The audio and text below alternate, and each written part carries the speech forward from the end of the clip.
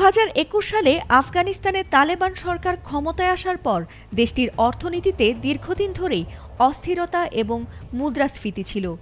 অনেক উন্নত দেশের ধারণা ছিল আফগানরা বোধহয় আর ঘুরে দাঁড়াতেই পারবে না, হয়তো অচিরেই রূপ নেবে কোনো দেউলিয়া রাষ্ট্রে।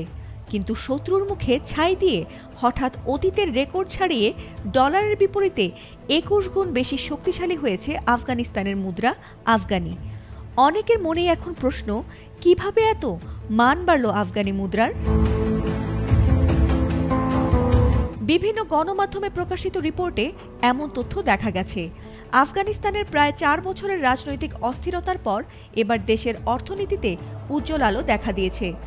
নুরিস্তানের কামবিদিশ ও বারগামতাল এলাকায় তালেবান সরকার 8.9 কোটি আফগানিতে 5টি উন্নয়ন প্রকল্প হাতে নেওয়ার পর দেশটির মুদ্রা আফগানি হঠাৎই 21% শক্তিশালী হয়েছে। এলএমই সার্টিফাইড বিশ্বসেরা কপারে তৈরি ওয়ালটন কেবলস, যা আপনার স্থাপনাকে রাখবে সব সময় নিরাপদ। বিশেষত মার্কিন ডলারের বিপরীতে এই বৃদ্ধি অর্থনীতির স্থিতিশীলতার নতুন দিগন্ত উন্মুক্ত করেছে। তালেবান সরকার এই সাফল্যকে মাপছে ধারাবাহিক উদ্যোগের ফলাফল হিসেবে।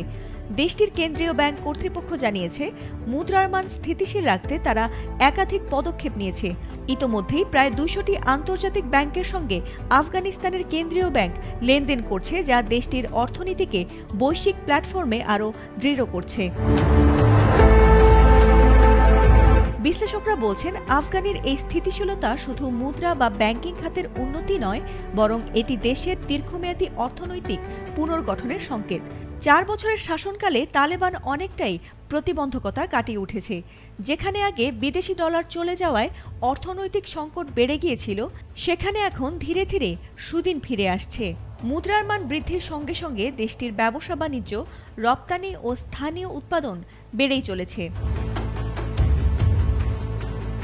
তবে বিশেষজ্ঞরা সতর্ক করছেন, বেসরকারি ব্যাংকগুলোতে এখনও সেবা অপ্রতুল এবং আন্তর্জাতিক আর্থিক সংস্থার সঙ্গে সম্পর্ক আরও সম্প্রসারণ করতে হবে।